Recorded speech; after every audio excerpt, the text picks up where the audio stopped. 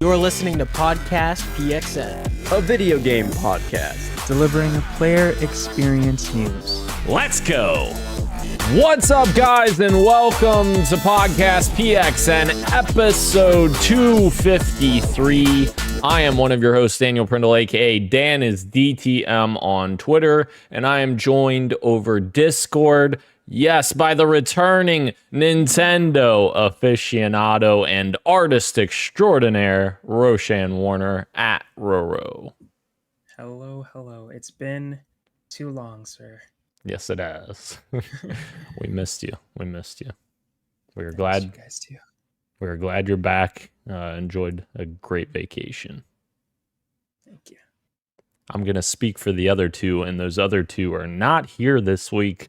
Of course, Christian and Gage will return. That trademark MCU text. Just like Robert Downey did. Oh, God. That's true. That's true. There's a little controversy around that. Yeah. I can't imagine why. But thank you to everyone watching us live and participating in the chat. Just as a reminder, we are live each and every Wednesday at 8 p.m. Eastern Time on youtube.com/@podcastpxn and twitch.tv/podcastpxn as well. Before I read the topic of the show line, I'm going to do the housekeeping to actually make that last line make sense for once. The housekeeping this week, bro. Today is literally today. I looked it up because when I logged into Twitter to get my show notes and stuff for the show today, I saw the balloons popping on the Twitter account and I was like, what the hell? And I went back to look at the YouTube episodes to confirm. Today is the 5th year anniversary, exactly to the day of Podcast PXN, episode 1, 5 years ago today. That's crazy. And it's crazy because we were both there for episode 1 in different capacities. But you were in the chat. I was in the chat. You were hosting it. That's true. That is crazy. It's crazy. Wow. 5 years. How does it feel, Dan? Oh, it's insane. That's insane. But I mean, I have more thoughts that I didn't get to illustrate at 250 because it turned into a blubbering mess. I'm waiting for the boys to return next week before I can, finish my thoughts on that. However, what I will say with you here this week, Ro, is you quite literally are the reason this podcast is still going, because like before you joined, I was not sure what the hell I was going to do. I was not sure where Sean was. And I was like, I don't know if I want to keep just doing this by myself, staring into the camera. And I was like, I don't know. And then you joined and kept this thing going. And like, you are very much the reason why this podcast is still going. So much love to you, Ro. Keep on gaming. Oh, Thank yeah. you. I could only take a small portion. I think you're giving me too much credit. I'm glad that I was allowed to join, but you're the guy who started in the first place, and it wouldn't have existed in the first place if you haven't made it. But I'm glad I was able to join and chat video games with you up until now, for sure. It's been fun, and we've obviously added more people to the podcast, Gage and Christian. And hell yeah, it's been lots of fun. And did you know? This is kind of off topic, but kind of on topic, because the reason that I believe part of the reason why you were inspired to make the podcast was because of the podcast that we watched before this one, Media Interactive, I think it was called, where we met and we watched their podcast together in the chat. I saw on Instagram one of the hosts, Caleb, is married with like a kid, and the kid looks like he's 5. I was like, what? Time really is going by fast. It's like, wow, that's crazy. Holy cow. That is insane. Wow. Yeah, if you didn't feel old before. I do now. I do. That's, wow. I can't even put that together in my head here. That's wild. I was shocked. But yes, thank you, bro.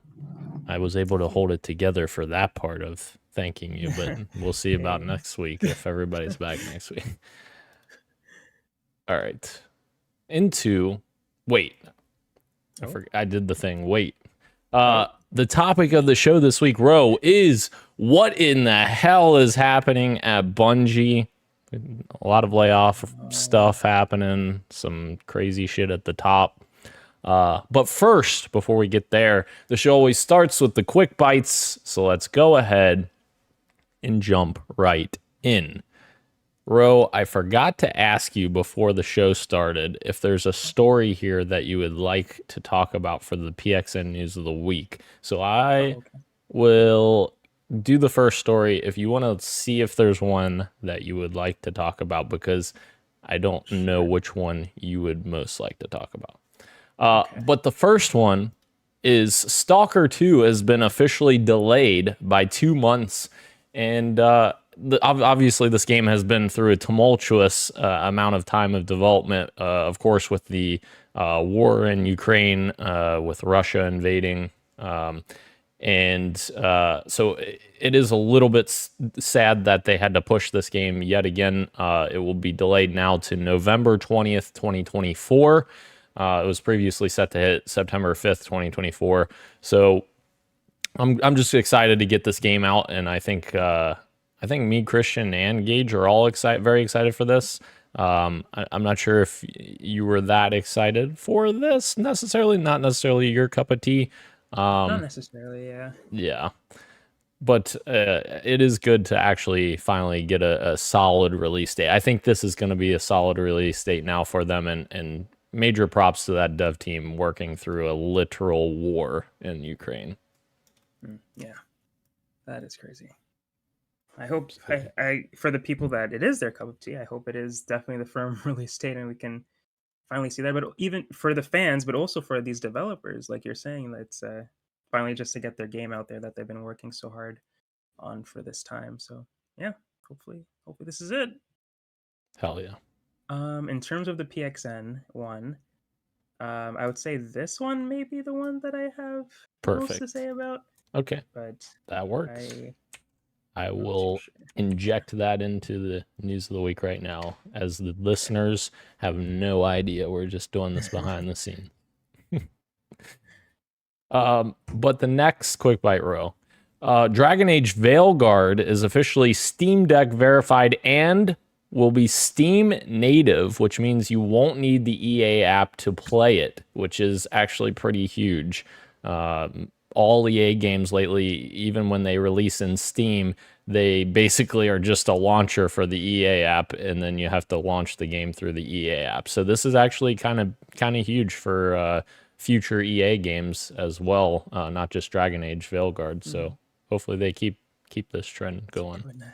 Yeah, hopefully. Hell yeah, EA, listen to us.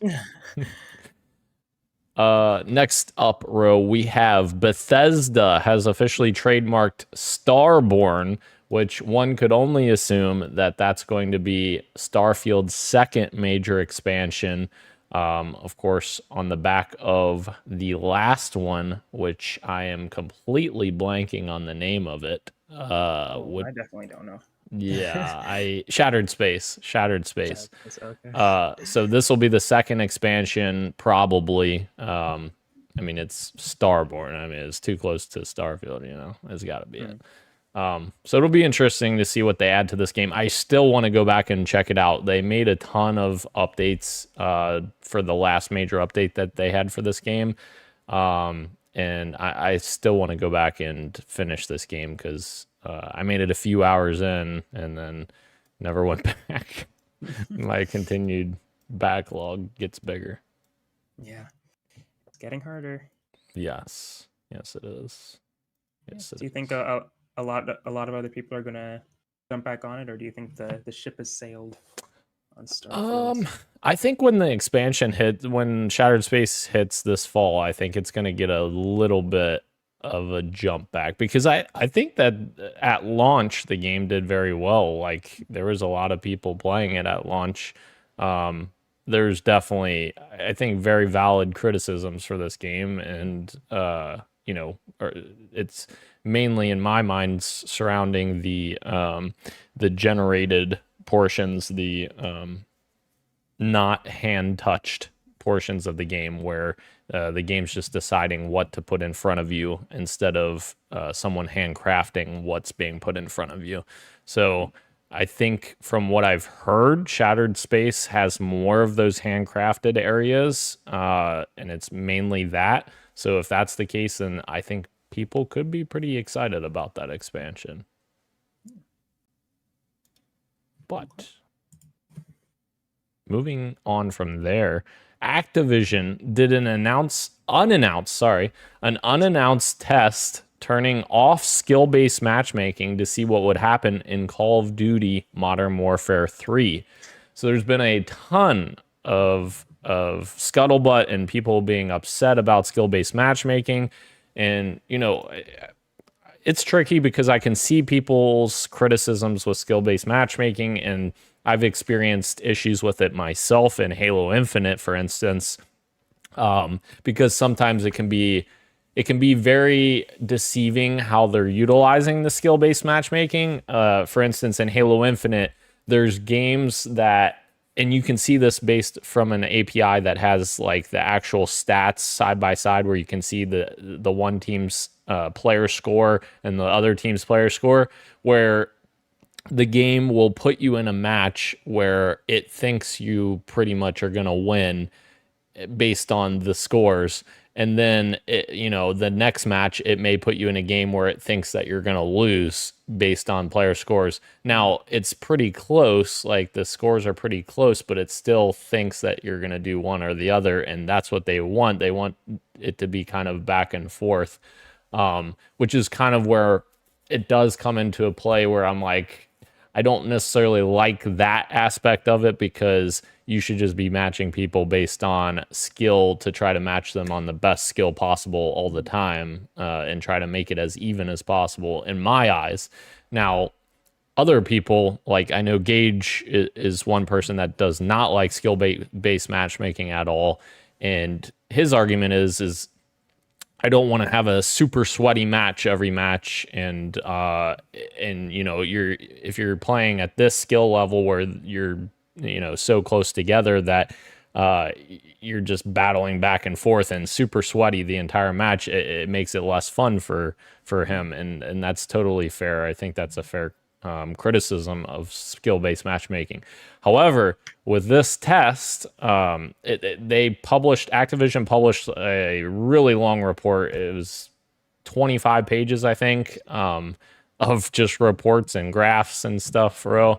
And essentially, what they got out of it was that players were not happy with not having skill-based matchmaking.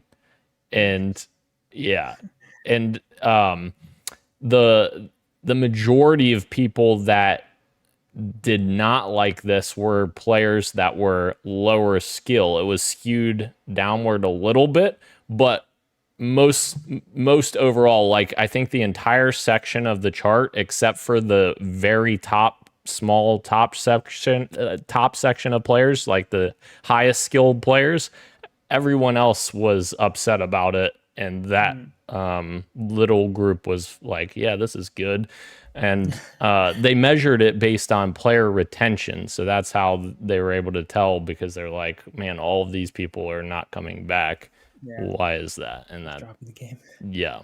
And they did it quietly, which I think is a great test, because if you're not telling people, then they're not going to have a mentally skewed perception on whether they're for or against skill-based matchmaking, because they're just living, what they think is normal, for instance. So very interesting. Very, very interesting report. I always thought that games like Call of Duty and Overwatch and stuff like that, if you have skill-based matchmaking being used, that they should also offer the other option, like via playlists and stuff like that. Is that something that Call of Duty does? Like yeah, for example, like use ranked matches would be skill-based matchmaking, and casual matches won't be. So It's true. if you want like a less sweaty match, you just go to casual and stuff like that. I don't know if they do that, but So that's what I always thought they would yeah. do or should do. Absolutely. I agree with you. I think that's what they should do. I think that's probably the best way to go about it, because then if you're going into a casual match, you're just, throw me into whatever you want me to. It could be sweaty. It might not be sweaty. Exactly. But you know it's always going to be sweaty when you do ranked. True. Yeah. I think maybe the argument against that would be if you're a low skill player that doesn't enjoy ranked play where you're super sweaty, you may go into a casual match and get destroyed because you may get matched up consistently against players that are better than you if you're a low skill level. Yeah. If that makes sense. That does, yeah. So a lot of games are integrating. I don't even know how I'm saying it. Integrating. What the fuck am I even saying? Integrating. I don't know. Oh my gosh. Interrogating. Yeah, exactly. They're interrogating them. Integrating them into ranked and casual play. So like for instance, Halo Infinite, it's not only ranked play that you get skill-based matchmaking, you get it in the normal modes as well. And you're totally right that it can put you in the position where you're just like, it's so sweaty all the time. So I don't know what the solution is, to be honest. It's tricky. I also never, in my opinion, never got the distaste for sweaty matches, because I always thought like that was the point of the game mode, the multiplayer game mode. I understand people wanting to relax, but I feel like the main draw for multiplayer shooting games like that is to be competitive, even if it is in a casual setting. I feel like you want a little bit of a challenge in that. You don't want to just like blow through everybody all the time anyway. But I don't know. I never really and maybe it's because I don't play them that much, but it's like, isn't that what you want? I would assume. And that's exactly that's my viewpoint of it, that I want to have a competitive match every match. So yes, what you're speaking to is exactly what I look for. But yeah, there are other people that think differently, and totally fair as well. It's very interesting. At the same time, I do get like, as soon as you walk into a match and you're getting shot and you have no footing, I can see how that could be frustrating.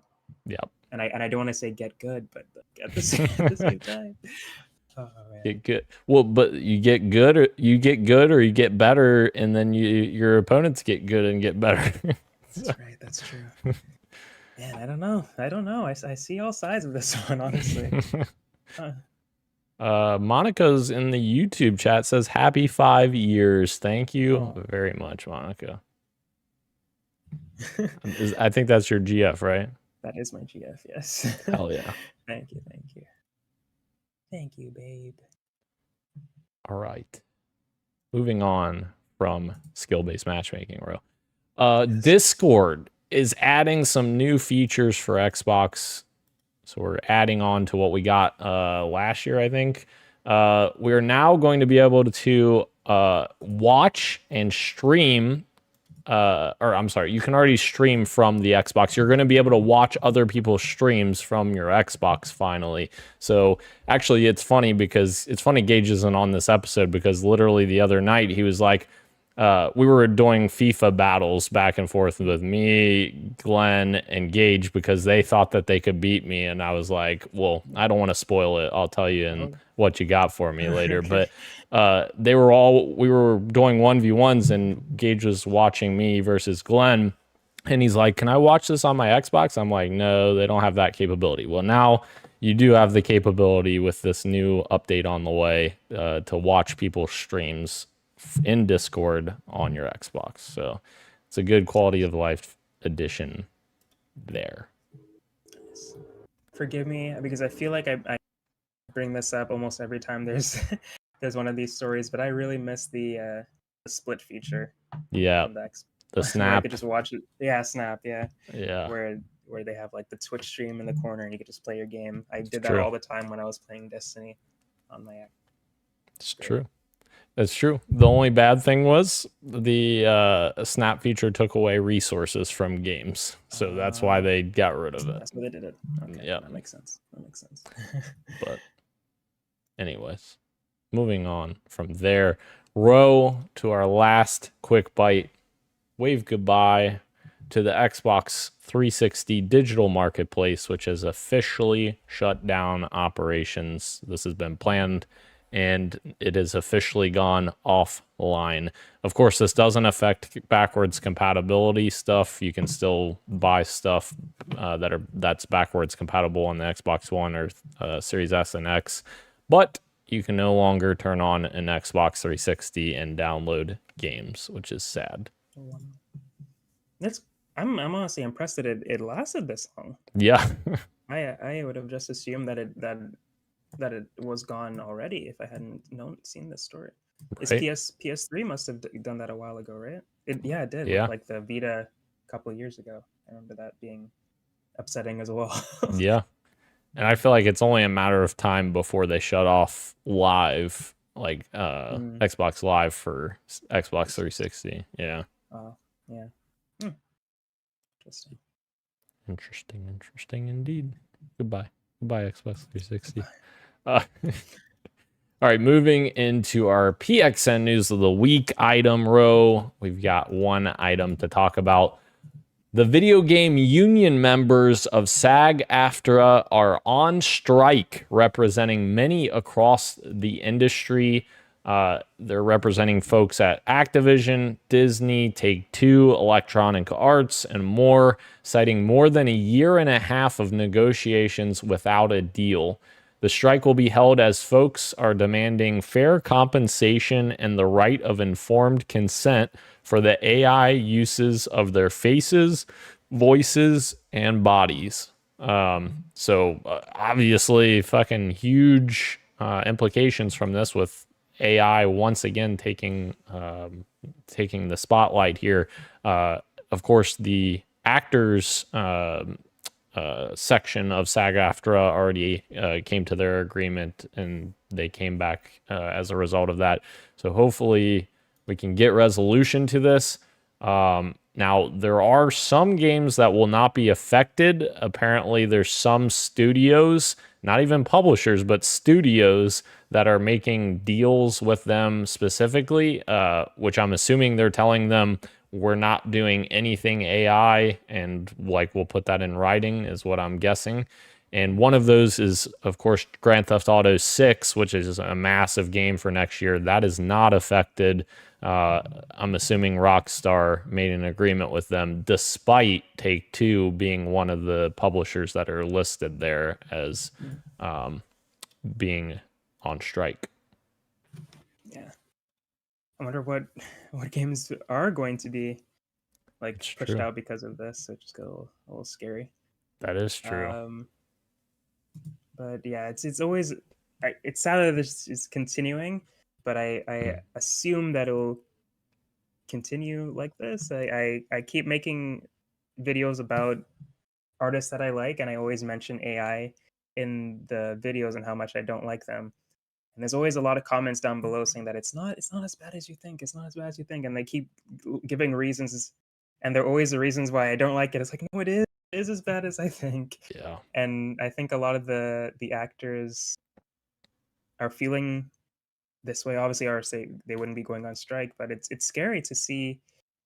Like the big one that they mentioned was the AI uses of their face and voices, and it's even happening to people who aren't actors, like streamers. I've noticed it happened to as well. There was like a I forget his real name, but Dog VA.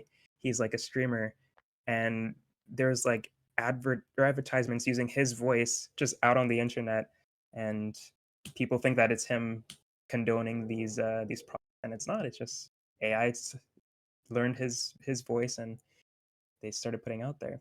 But yeah, it's a slippery slope, and it seems that we just keep going more and more down the slope. So Yeah. I'm a little worried. And it's so shitty too, because I feel like there's a problem with us calling this AI too, because like That's true. the Yeah. the stuff we're talking about is them literally just taking content or voices or whatever and turning that into a remechanized thing that is just spitting out what it's receiving. Like, it's not creating stuff originally. Like, this isn't a sentient being that's like creating these things. It's taking other people's works and voices and acting abilities and all of this and just like putting it in a ball and rolling it up and then spitting it back out. Like, yeah, it's crazy to me because like there's genuinely good AI stuff that is utilized. Like, for instance, my work, just as an example, my work has an antivirus solution that has AI built in where it scans like certain things to look for certain types of malware or looking for like things to be changed. Like there's things like that are great that are called AI also, and it's like we're confusing and conflating these things and putting them together because they're labeling them as AI, and it's like it's not really AI. It's them just stealing other people's work. Plagiarism software. Right. Yeah, no, I agree. Like there are a lot of, and it is, and I see it's brought up a lot as a defense for AI. I'm doing the same thing, but that it's been being used in the gaming industry even since before the controversy that comes with the name now, which is true. It has helped a lot of development over the years as well in different ways. I think the name for this particular one that I have a problem with is generative AI, I think. Yes. Yeah, where Yes. that's the one that I personally have a problem with. But there's so many, like you said, there's so many awesome AI tools, and I think that is the main thing that it should be used for, as tools Yeah. instead of replacing and generating the actual product all by itself, but not by itself because it's taking other people's Right. work to make the thing. But I saw like an incredible use for it in like the medical field, where it was able to detect breast cancer in this lady like 5 years out before Wow. like even like became deadly, and they were able to catch it super early. So it's like it's definitely a great technology. It's just there needs to be laws around the generative part and stealing other people's work without compensating that the people who made the original one. That's the only problem I have with it. That's such a great example. That's the kind of shit we should be pushing as a society, like not fucking stealing people's works and, saying, "Look at what this AI spit out." It's like, "Okay, but how did it get there?" How did I get there? Yeah. Whooper is in the chat. Hello, sir. It's been a minute. AI is the worst for the entertainment world. Yeah, that's 100% true. I agree. 100%. There was like a AI talk, the OpenAI chief, I forgot her name, but she was doing like an interview at one of these schools, and the interviewer was obviously not really fighting back. That you just like, it was a very echo chamber environment, which I'm not surprised. Why would it not be? But he was like, so you could just use this AI to write you a story, right? And she's like, yeah, you could. And it's like, it could just go on forever. It's like, yeah, it could. And he was like, yeah, I could write like 5 seasons of a TV show, and I could just let it do it, and just I could be done writing, but let the AI continue doing the show for me. It's like, that sounds horrible. Why would That's you want awful. that? Yeah. Just taking out all the creative fun of making a show Yeah. and just giving it to a robot to do. Like, why would you want that to be And who the wants to future of watch that? entertainment? I Yeah. don't know. I don't know. Insane. Yeah, Nothing about what he was saying was exciting. no, yeah. He just wants that money, I guess. I don't know. I guess. Yeah, he'll get the, if there's any success for that AI written show, he will be seeing the money because he doesn't need the money. And that's the Right. thing that pisses me off the most. Yep. The AI is stealing the jobs, and he doesn't need money to pay rent. Right. But That's he true. has a job of the artist that could have been doing that job to pay their rent. 100%. Crazy. Insane. Thank you, Ben. Thank you for that. All right. Enough with the AI people. Enough.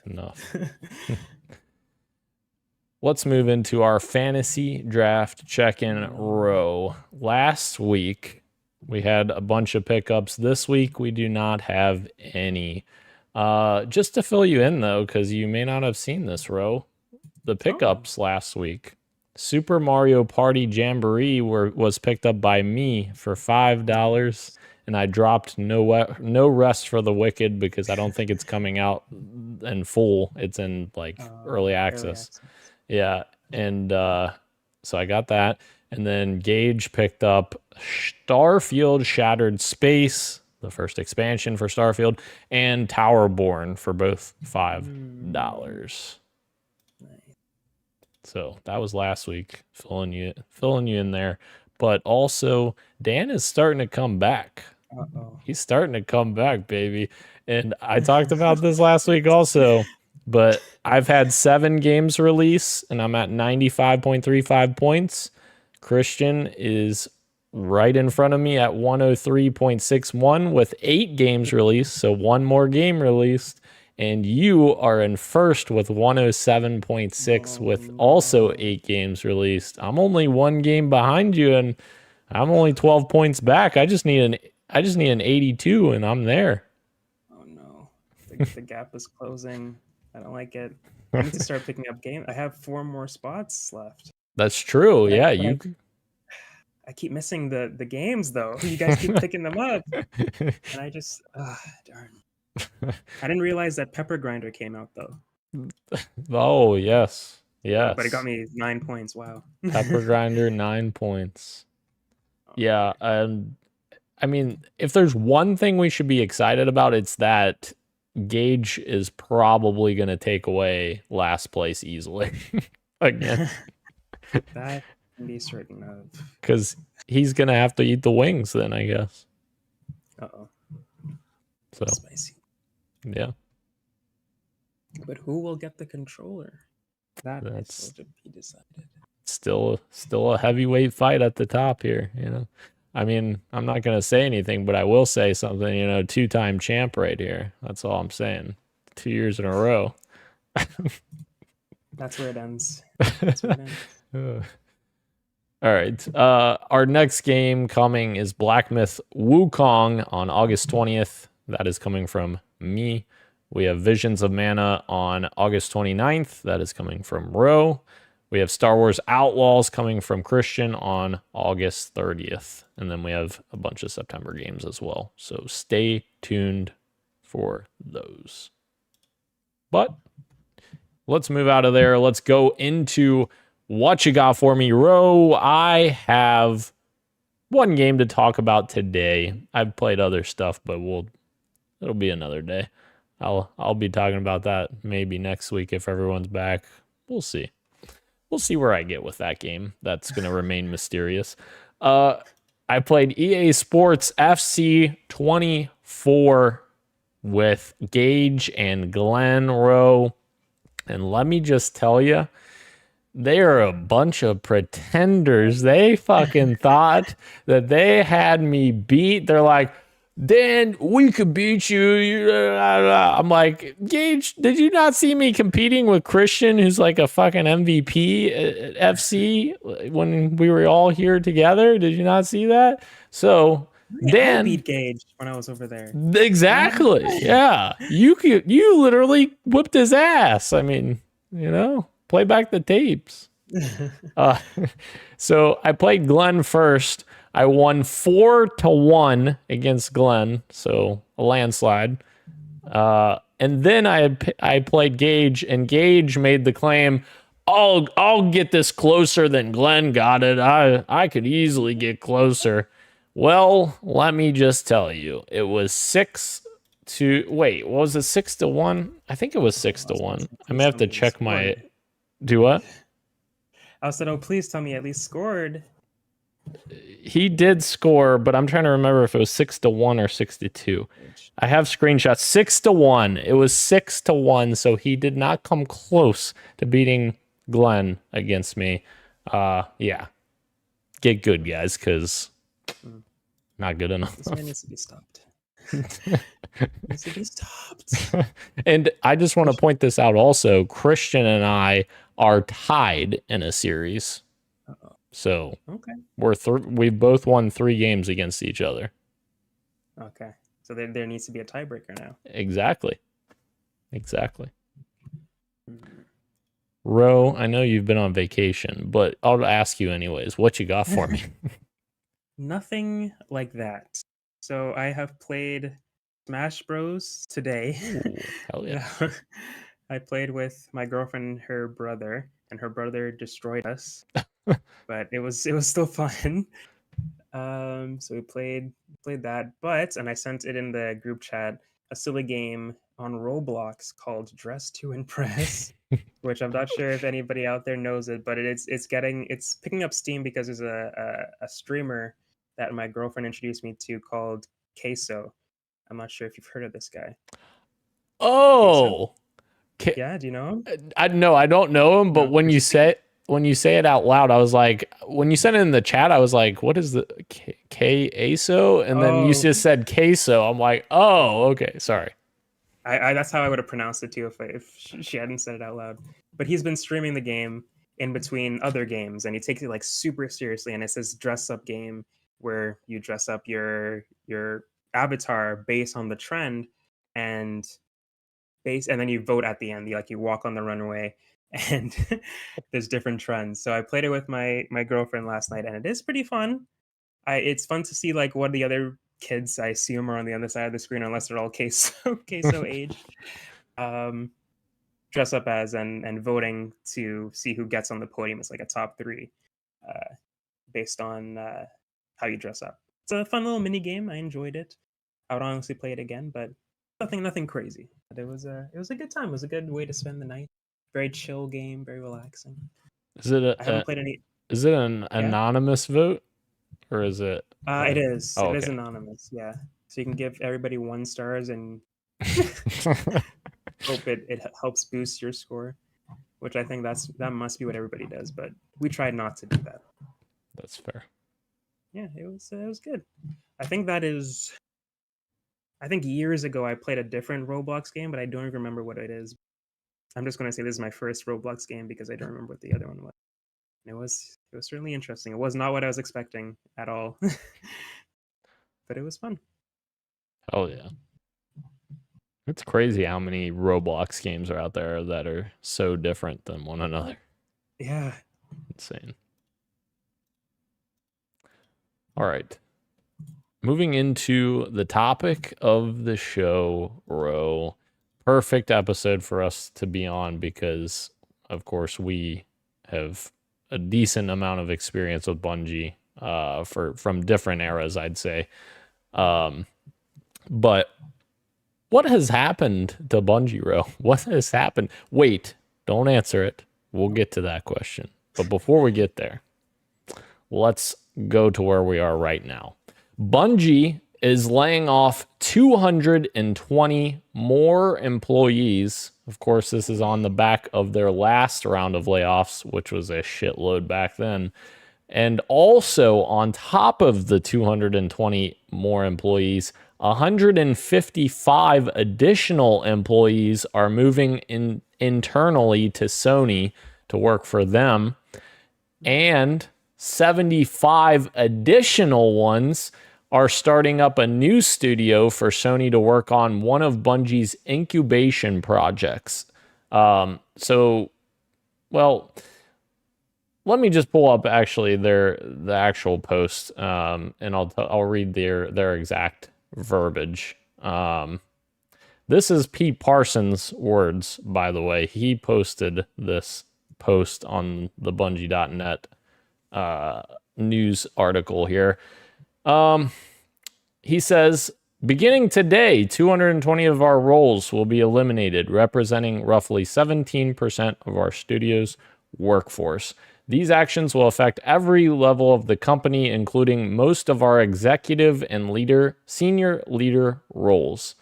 But fast forwarding a little bit here, I feel like this is... I don't know if I want to go into that just yet, or if I want to wait. Let's just wait on that. Let me just stop there. And so essentially, I think they're being a little or Pete Parsons is being a little disingenuous and genuine by saying that it's 17% of their staff, because that's only just the 228 roles that were eliminated. That isn't the entire totality of what happened, including the 75 people starting a new studio and 155 people that are moving to Sony internally as well. So after you add all of it up, over a quarter of Bungie has been let go in the last year. A quarter. 25%. That's an insane number. It is an insane number. It's and the question is, and you said we'll get to it. What's going on at Bungie?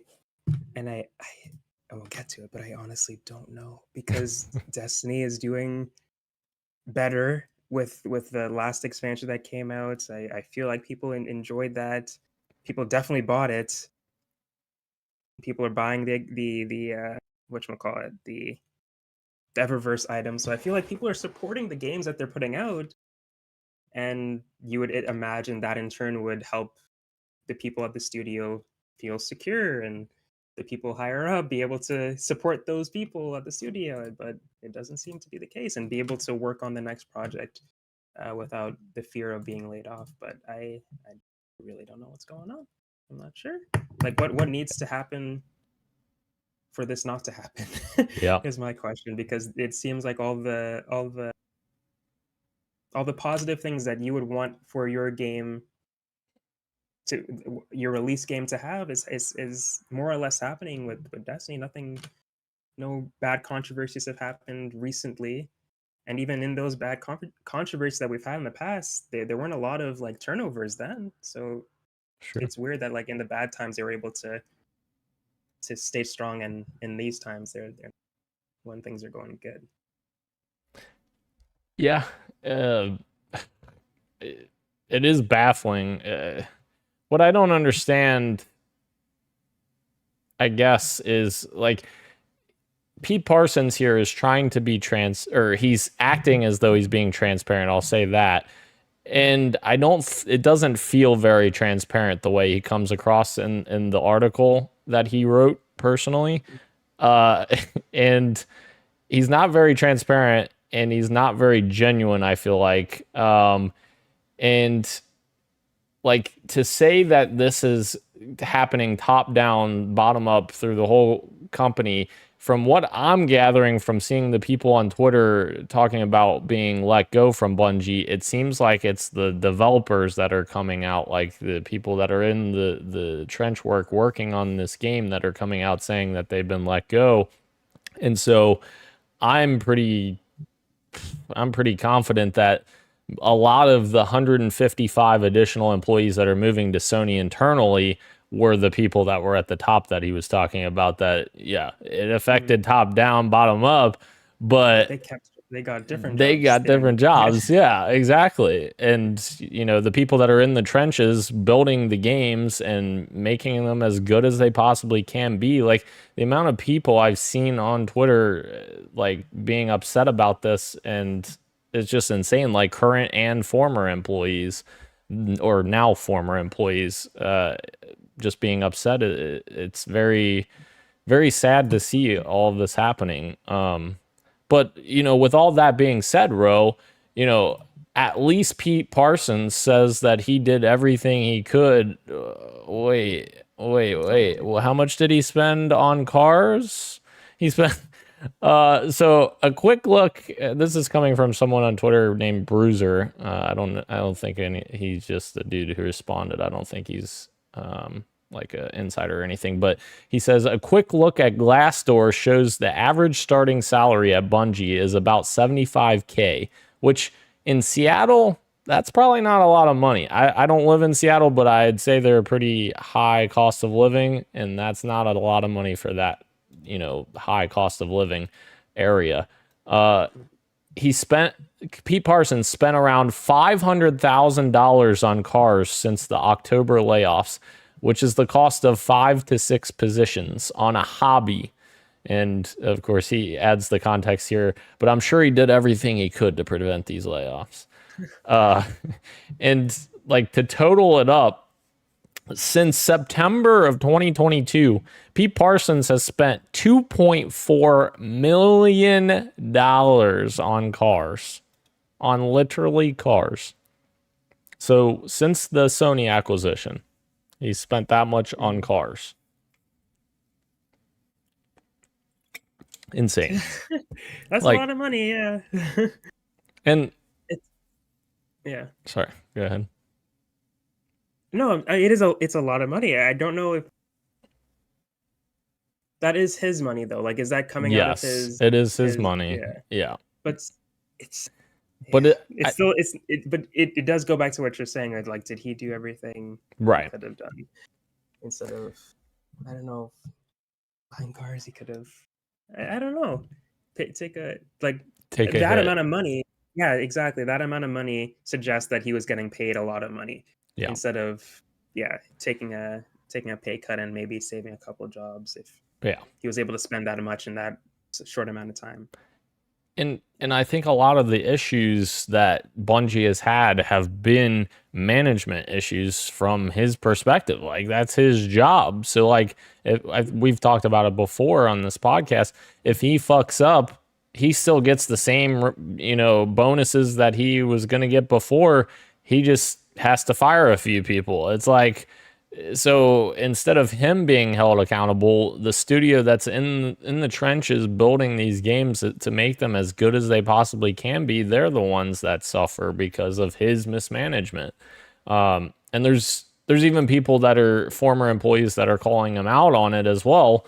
And one of those even says, I'm already listed as a do not work with and I don't care anymore. You lied straight to my face. You also invited me to come see your new cars 2 days before you laid me off. 2 fucking days. Leave now. And Pete Parsons also, for a short time today, he made his tweets private, which even more so pissed people off because he's essentially trying to hide from the criticism. And it's insane because he's clearly causing all of this turmoil. Like, current employees, like DMG, who is the community, he's one of the community managers at Bungie. I think he's the lead. He tweeted out today, inexcusable, industry-leading talent being lost yet again, accountability falling upon the workers who have pushed the needle to deliver for our community time and time again. Please maintain focus on those who have lost their position and income. Offer help where you can. So, like, current employees calling it out. I saw someone, I didn't link it, I forgot, but I saw another current Bungie employee tweet out, essentially, I'm going to be starting a union, or union starts now, or something like that, to that effect. And this is the exact reason why, because shit like that's happening. Leanna Rupert, who was fired with the first round of layoffs, she made a large post today, which says, I remember the Friday before the first layoffs, me and another community manager were in the lobby, and I was literally talking about how I didn't have enough money for groceries and that employee services was an angel for helping me have food since I was told to drop all of my side jobs when Chu got laid off. Pete walked right up to us and bragged about a few new expensive cars he bought and that we should come to his house and see them. Of course, this is the same thing that the last person said. After hearing how we weren't making enough money, we did not make Dylan's money. Dylan was senior, and we were not allowed to go for any senior roles without our department. He also made shit money when he first started. She's adding context here. She said, I remember looking right at them and being like, was that weird? Why couldn't he look us in the eye? And just having a bad feeling. I was told I was being too paranoid, but it didn't sit right. Q Monday morning getting an HR invite at 6 a.m., even though I said I specifically would never talk to HR without a manager present due to horrible interactions with the head of HR there. She's gone, thankfully, now, she adds. When I couldn't get a response on what that meeting was, I knew. Then I started digging, and I have not stopped digging since October. There's so much more to this that won't come out for a few more years to protect people, but I just want to say this. This falls squarely on leadership. There were amazing members of leadership, Joe and Katarina among them, but the problem at the top has been a problem since the 90s. How QA has been treated, how the devs have been treated. If you dared to ask any questions about, hey, this doesn't seem right, you were instantly labeled anti-Bungie. Some members of LT didn't want a studio. They wanted a cult to worship their legacy. So we're going to take your legacy because it is owed, especially the people you threw away that spent their entire careers, some close to 20 years with you, for you in spite of themselves. So very, very powerful comments and very clearly pointing the needle at leadership. And Pete Parsons is the CEO of Bungie. Like, it's very scary, very sad to happen to Bungie of all companies, but it seems very familiar, I guess, in the gaming industry in general, that this seems to keep happening in different ways, but it all has like the same flavor, I guess, for lack of a better term. I just wish it just wasn't always the innocent people being affected, and I wish there was a way for the people who are actually at fault to be held accountable, because it's almost always too late. I think the great thing is that reputation. It sounds bad saying it, but reputations of the people who are at fault will be ruined, but and they won't be able to maybe have those cushy jobs anymore. But they've worked those cushy jobs for so long that it almost doesn't matter. right. He's going to have that money already. He'll be fine. But I don't know. I don't even know what the lesson would be for some of these guys, because the truth eventually comes out for all the terrible things that they may be doing behind closed doors, but they, in a way, were still able to get away with it because they were able to do it for so long. And the people who have lost their jobs are hopefully will be able to land on their feet, but it's just so much harder for them to bounce back. So I don't know. Feels very helpless. I can imagine for them. But I hope whatever Leanna is talking about does come to light, and hopefully some good will come out of it eventually. Absolutely, yeah. It's insane that we were talking about last year how many fucking layoffs there were, and this year's been worse. Oh my God. I mean, we still got no, not like that. Yeah, we still got 5 months to go. Gosh. Yeah, Pete Parsons, I think that's a great spot to start, because it seems like a lot of people are calling out Pete Parsons, and I think that's probably where we need to start. And like, at what point do we like also hold Sony accountable? Because like Sony acquired them, and I think they were in a weird position where they acquired Bungie, and then they basically came out and said Bungie's going to continue to operate as their own thing, and that's why we were, Destiny is going to continue to release on all platforms. Marathon is going to release on all platforms. They're going to essentially continue a status quo, and Sony's just going to reap up the profits, I think was the thing they were hoping for. But now it's to the point where like Sony's got to step in and do something, because it's gotten so bad that your supposed illustrious live service developer has just lost a quarter of their staff now, with a lot of people pointing to Pete Parsons as the problem. And I think we're starting to get to that point, because what my next question was, what does the future hold? and there Jeff Grubb is on Twitter saying that, and I'm assuming he has evidence, or he has he's heard things or whatever. He's now saying that Herman Hulst runs Bungie now. So I'm assuming off the back of this, all of their financial turmoil, I'm assuming on the back of Destiny 2, was it Lightfall was last year? Final Shape? Oh, last year? Last year. Last year, I think so. Lightfall, yeah. Before this one, yeah. On the back of Lightfall not doing so well, I think that Bungie did probably take a hit from that. They probably struggled for a while. Jeff Grubb is saying Herman Hulst runs Bungie now in response to someone asking about if he's heard anything about what PlayStation is doing and what it means by Bungie saying they're deepening their integration with Sony Interactive Entertainment, and of course moving a bunch of people to work for Sony. So he is saying that. I don't know. He does add as well, I'll put it as far as I know, which isn't everything by a long shot. In time, Bungie will lose its autonomy and will become like any other PlayStation worldwide studio under Sony Interactive Entertainment and Herman Hulst.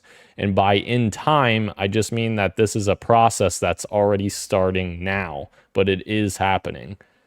He says he's going to talk more about it tomorrow, so we may get more info on this as well. But essentially, it sounds like Sony is starting the process to pull them in and say, you are now a PlayStation, wholly ran PlayStation studio, just like all the others, Insomniac, Naughty Dog, etc., to hopefully try to control this and get things back on track for Bungie. Hopefully. But if that is the case, do we need Pete Parsons? Probably not.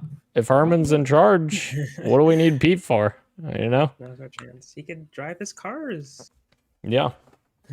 Because I think one thing that I've struggled with, and I've talked about this before when we've talked about Bungie, is where the fuck is Jason Jones? Jason Jones, one of the two co-founders of Bungie, Alex Seropian and Jason Jones. Alex Seropian's been gone for a long time, since the Halo days. So literally Jason Jones has been the founder at Bungie for forever, but he has been absent and nowhere to be found. And I know, or I feel like I know why, because when they became a entity that was being acquired, they weren't quite acquired by Activision, but they were in a very deep relationship with Activision where he didn't really have to do a whole hell of a lot. He had Pete Parsons was the CEO, and then they had their agreement with Activision. But Jason Jones put himself in a position where he is the lead, what is it called? The lead designer, like the creative side of things. I forget how they differentiate him, but he is the head of the creative aspect. He basically disassociated himself completely from the business side of Bungie, even though he is one of the founders. He's pretty much just washed his hands, and he's like, I can't do that, or whatever the reasoning is. And I feel like as a founder, he has a certain responsibility that he needs to do or say something, because while he may not have legal control of his company anymore, I feel like his voice would carry a lot of weight as being one of the co-founders and the only current founder that's still there. I don't know. Yeah, that could be maybe influential in seeing some change in some capacity. At the very least, maybe make some people think again before making certain decisions. Maybe if he were to say something like, "This is not the Bungie that I created," or something along those lines. Right. Yeah, I can see that's true. just to clarify, he's the chief creative officer. So Pete is the chief executive officer, and Jason Jones is the chief creative officer. So everything creative in terms of development goes up to Jason Jones. I don't know, man. It's such. So to get back to our original question, what happened to Bungie? Whole hell of a lot happened to Bungie, but seems like let's start with Pete Parsons. Yeah. Start with leadership. Start at the top. That's where we should always start. Yes. Yeah, absolutely. Gage is in the chat. Most handsome episode in a while. Holy shit. I don't know about that. Or half of it I know, if you're looking at Dan's row. half. No. Dan's half. Mm-mm. No. All right. Well, where will the future hold for Bungie? I don't know. We'll see. Marathon. I hope so, man. I really hope so. I was really excited about that reveal and them bringing Marathon back, but this does sour it. Again. Absolutely, yeah. And there's still a lot of good people that still work there. That's the shitty part too. Like, I know there's a bunch of really good people that work there, and just sucks that they're in this bad spot at this point. Mm-hmm. Yeah, I agree. Hopefully they can turn it around. For sure. All right. Anything else before we close out the show, bro? No, that's it for me. Okay. Thank you again to everyone joining us live on YouTube and Twitch, as well as podcast services everywhere, including Apple Podcasts, YouTube Music, Spotify, and everywhere else you get your podcasts. Thank you, Ro. Christian and Gage will return. I am Daniel, and this has been Podcast PXN, and we are out. Much love, and keep on gaming.